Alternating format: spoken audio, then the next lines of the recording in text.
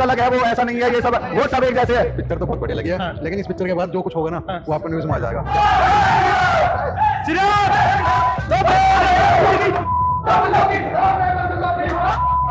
देखा, ये फिल्म देखने का रिएक्शन था। एक दौर था जब फिल्में एंजॉयमेंट का जरिया हुआ करती थी, लेकिन आज की तारीख में फिल्में बन रही है हमारे यहाँ पे, फेक फिल्में बन रही है हमारे यहाँ पे, और ये सब जानते हैं। और अगर हम बात करें मजहब इस्लाम की, तो मजहब इस्लाम में वैसे भी मूवीज हराम हैं, लेकिन अगर आजकल के हिसाब से भी बात करें तो फिल्में पहले के दौर के अंदर एंजॉयमेंट का जरिया हुआ करती थी, तफरीह का जरिया हुआ करती थी, जिसमें हिंदू मुस्लिम भाईचारे की बात की जाती थी, देश से मोहब्बत की बात की जाती थी, देश को कैसे आगे लेकर जाना है इसके ऊपर बात की जाती थी। लेकिन आज की तारीख में जो मूवीज बनाई जा रही हैं वो एक प्रोपेगेंडा मशीन है, जिनका काम मुसलमानों के खिलाफ लोगों के जहनों के अंदर नफरत पैदा करना, जहर पैदा करना है। आजकल की मूवीज बाज़ाब्ता तौर पर प्लानिंग के साथ बनाई जा रही हैं, जिनमें अपनी मर्जी से जितना चाहे झूठ बोला जा सकता है। लेकिन जब इस तरह की मूवीज का विरोध किया जाता है, ये फिल्म देश का माहौल खराब करने के लिए है, आप जस्टिफाई कर रहे हैं, तो जवाब में यह कहा जाता है कि ये सिर्फ एक मूवी ही तो है, इस एक मूवी से क्या होगा आखिर। तो मैं आपको बता दूं कि मूवीज एक बहुत अहम रोल अदा करती हैं सोसाइटी के अंदर। सन 1945 से पहले जर्मनी के अंदर हिटलर ने बहुत सारी मूवीज यहूदियों के खिलाफ बनवाई, जिनमें यहूदियों को एक नेगेटिव रोल के अंदर दिखलाया गया, जिसमें यह दिखलाया गया कि यहूदी ईसाइयों के खिलाफ हैं, उनसे नफरत करते हैं, देश के लिए खतरा है। तो उस मुल्क की जो मेजॉरिटी थी, उनके दिलों के अंदर यहूदियों के खिलाफ एक नफरत पैदा हो गई, और हिटलर का मकसद ही यही था कि लोगों के दिलों के अंदर यहूदियों के खिलाफ नफरत भरी जा सके, ताकि कल को जब हम कत्ले आम करें, उनका जेनोसाइड करें, तो लोगों के माइंडसेट पहले से ही ऐसे बने हुए हों कि यहूदी ये ऐसे लोग हैं जो जर्मनी के खिलाफ हैं, जो देश के खिलाफ हैं, जो हमारे दुश्मन हैं, ताकि जब उनका जेनोसाइड हो, उनका कत्ले आम हो, तो किसी को तकलीफ ना हो इसके ऊपर। और हुआ भी ऐसा ही कि जब उनको सताया गया तो इसके ऊपर फिर किसी ने आवाज नहीं उठाई, क्योंकि फिल्मों के जरिए उनके माइंड इस तरीके से सेट हो चुके थे कि उनको ये चीज बुरी लगी ही नहीं। तो अगर कोई ये कहता है कि ये सिर्फ एक मूवी है, तो ये सिर्फ एक मूवी नहीं बल्कि एक पैटर्न है, एक सिस्टमैटिक प्रोपेगेंडा है एक पर्टिकुलर कम्युनिटी के खिलाफ। आज वही पैटर्न हिंदुस्तान के अंदर अपनाया जा रहा है। आज हिंदुस्तान का नागरिक गैस और तेल के लिए लाइन में लगा हुआ है। कैसे खा रहे हैं फिर? ऐसे ही एक टाइम कहीं होटल से आ जाता है, एक बार बच्चों को खिला देते हैं, हम लोग ऐसे ही काम चला लेते हैं। अरे मोदी जी, अरे मोदी जी, अरे मोदी जी।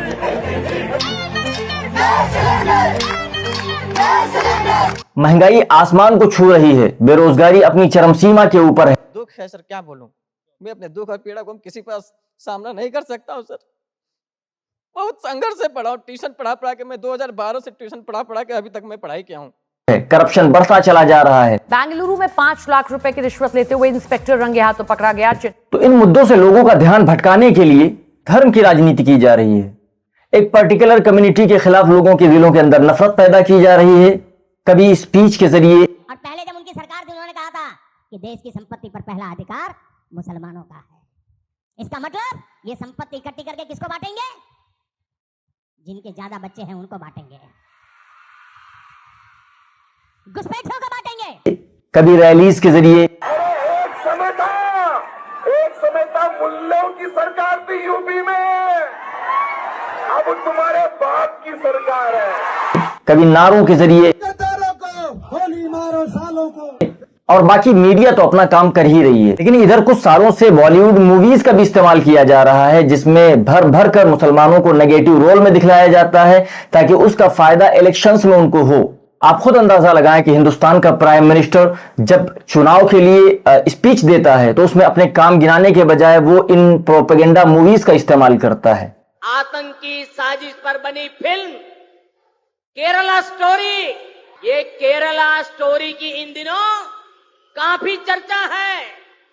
कहते हैं केरला स्टोरी सिर्फ एक राज्य में हुई आतंकवादियों की छद्म नीतियों की साजिशों पर आधारित है, जैसे कि the Kerala story, the Kashmir file, 72 हूरें, हम दो हमारे 12। इन जैसी मूवीज के अंदर मुसलमानों को इस तरीके से दिखलाया जाता है जैसे कि ये समाज के दुश्मन हो, देश के दुश्मन हो, इनके दिल के अंदर एक मेजोरिटी हिंदुओं के खिलाफ नफरत हो, उनको कत्ल करने के बारे में सोचते हो, इस तरीके की बातें।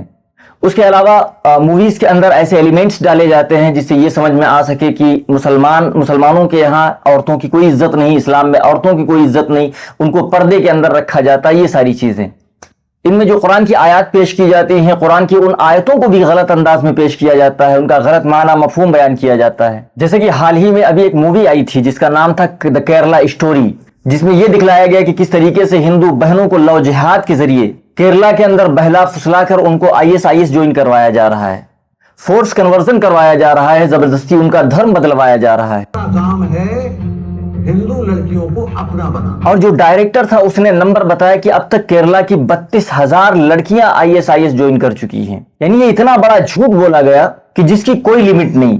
आखिर में सुप्रीम कोर्ट ने भी माना कि जो नंबर बतलाए गए थे वो नंबर बिल्कुल बेबुनियाद हैं। इसका कोई प्रूफ नहीं है कि अब तक इतनी लड़कियां जाकर उनको ISIS ज्वाइन करवाया जा चुका है। हाँ, कुछ के साथ हुआ है और वो अगर एक के साथ भी हुआ है तो वो भी गलत हुआ है, लेकिन उसको इतना बढ़ा चढ़ाकर दिखलाना कि 32,000 लड़कियां, तो ये करने का मतलब ये होता है कि एक माइंडसेट बनाया जाता है कि केरला के अंदर और बहुत सारी जगहों के ऊपर इस तरीके से बाज़ाब्ता तौर पर काम किया जा रहा है और ये नजरिया देने की कोशिश की जाती है कि गोया कि इस्लाम हुक्म ही देता है कि लोगों को जबरदस्ती आप किसी तरीके से अपने धर्म के अंदर लेकर आए। लेकिन इस्लाम क्या कहता है?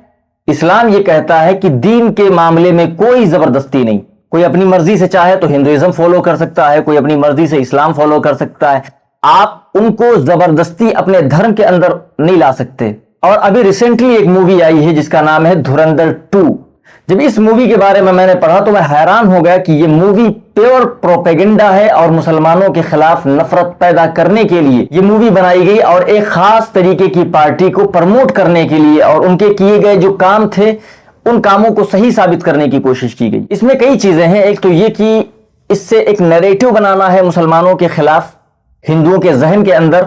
ये मुसलमान कौम देश के अंदर रहकर भी देश के खिलाफ काम करती है। जैसे कि इस मूवी के अंदर अतीक अहमद का जो लिंक दिखलाया गया वो पाकिस्तान से दिखलाया गया, आतंकवादी संगठन से दिखलाया गया। वो अलग बात है कि आप अतीक अहमद को हत्यारा कहें, गुंडा कहें, माफिया कहें, दबंग कहें, कुछ भी कहें, लेकिन बगैर प्रूफ के आप किसी का रिलेशन, किसी का ताल्लुक पाकिस्तान से दिखा दें, ये कहां तक जायज है? और अगर अतीक अहमद का लिंक पाकिस्तान से था तो फिर क्या वजह थी कि उनको श्रद्धांजलि दी गई? अतीक अहमद उत्तर प्रदेश के फूलपुर संसदीय निर्वाचन क्षेत्र से 14वीं लोकसभा के सदस्य थे। अब ये सभा दिवंगत आत्माओं में के प्रति मौन रहेगी। ये दिखाने से होगा क्या? मेजॉरिटी ऑफ हिंदूज के जहन के अंदर ये गलतफहमी पैदा हो जाएगी। हो सकता है मुसलमानों के जो बड़े बड़े नाम हैं उनके लिंक पाकिस्तान से हों और इससे यूपी के सीएम का फेलियर कि उनकी पुलिस की मौजूदगी में एक आरोपी को गोली मार दी गई ये जस्टिफाइड हो जाएगा। इसी तरह एक सीन के अंदर दिखलाया गया कि दाऊद इब्राहिम ये बात कहता हुआ नजर आता है कि जब बाबरी मस्जिद का फैसला होता है तो वो गुस्से के अंदर कह रहा होता है कि अब हमें और बड़े बड़े हमले करने होंगे। तो अब इससे लोगों के जहन में क्या पैदा हो रहा होगा? हिंदुस्तान के अंदर बाबरी मस्जिद को लेकर जो फैसला हुआ था उसकी तकलीफ दाऊद इब्राहिम को हुई और उसने कहा था कि अब और बड़े बड़े हमले करने होंगे। तो जो भी हमले हो रहे हैं उसके पीछे रीजन यही है कि बाबरी मस्जिद का फैसला हुआ था। लेकिन अगर पूछा जाए कि क्या आप वहां के ऊपर थे या कैसे पता आपने कि दाऊद इब्राहिम ने यह बात कही थी, तो कहेंगे कि ये एक फिक्शनल स्टोरी है। तो अगर कहा जाए कि अगर फिक्शनल स्टोरी है तो फिर क्या वजह है कि रियल इवेंट्स, रियल चेहरे, मोदी जी की रियल तस्वीर आप दिखा रहे हैं उसके अंदर? तो कहेंगे ये इंस्पायर्ड है रियल इवेंट्स से, बेस्ड ऑन रियल इवेंट्स नहीं है बल्कि इंस्पायर्ड है। अगर मूवीज ही बनानी है तो 2002 के गुजरात दंगों के ऊपर मूवी बनाओ, द गुजरात फाइल्स के नाम से। उसमें बताओ कि किस तरीके से हजारों मुसलमानों को बेरहमी के साथ कत्ल कर दिया गया, प्रेग्नेंट मुस्लिम औरतों के पेट को चीर दिया गया, पूरी बस्तियों को तबाह बर्बाद कर दिया गया, मस्जिदें शहीद कर दी गई। बताओ कि उस 2002 के गुजरात दंगों का कातिल कौन था? फिल्म ही बनानी है तो 1989 के भागलपुर दंगों के ऊपर बनाओ जिसमें मुसलमानों के ऊपर जुल्म किया गया। बनाओ इस पर फिल्म की अक्षरधाम हमले के इल्जाम में मुफ्ती अब्दुल कय्यूम मंसूरी को 11 साल सलाखों के पीछे रखा गया और 11 साल के बाद उनको बाइज्जत बरी कर दिया गया। उनके उन 11 सालों के ऊपर मूवी बनाओ जो 11 साल उन्होंने सलाखों के पीछे बगैर किसी गुनाह के गुजार दिए और उन 11 सालों के अंदर उनके परिवार ने क्या क्या झेला होगा इसके ऊपर मूवी बनाओ। अक्षरधाम मंदिर पर हुए हमले के मामले में मुफ्ती अब्दुल कयूम को पोटा के तहत पहले फांसी की सजा सुनाई गई थी, लेकिन सुप्रीम कोर्ट ने उन्हें बाइज्जत बरी कर दिया था। लेकिन आप इसके ऊपर मूवी नहीं बना सकते क्योंकि आपके एजेंडे के खिलाफ है। इस तरह की मूवीज बनाने के पीछे कई तरह के मकसद होते हैं। एक तो पॉलिटिकल मकसद होता है कि इसका असर इलेक्शन के अंदर दिखाई देता है, और दूसरा इसका ये फायदा होता है कि इससे इनकम बहुत ज्यादा होती है। मुसलमानों के खिलाफ बनाई जाती है, गवर्नमेंट भी इस तरह की मूवीज को टैक्स फ्री कर देती है। शिकायत उनसे नहीं, शिकायत हमें अपने मुसलमान भाइयों से है। इस तरह की मूवीज का हिस्सा वो खुद जाकर बनते हैं। पता नहीं कितने लोग होंगे जो ये अभी जो मूवी निकली है धुरंधर 2, जो प्योर प्रोपेगेंडा है मुसलमानों के खिलाफ, जिसे वो देखने के लिए थिएटर के अंदर गए होंगे और अपने पैसे खर्च किए होंगे, और जो डायरेक्टर चाह रहा था उसकी साजिश में उसके साथ ही बने होंगे। आखिर में एक पैगाम ये देना चाहता हूं कि जो ये मूवीज बनाने वाले हैं वो अपने इनकम के लिए बनाते हैं। गवर्नमेंट जो सपोर्ट करती है वो पॉलिटिकल सपोर्ट होता है, लेकिन जो हमारे हिंदू भाई हैं और जो मुसलमान भाई हैं उनको आपस में साथ में रहना है, तो वो उनकी उन साजिशों का हिस्सा न बने और आपस में एक दूसरे के लिए नफरतें न पैदा करें।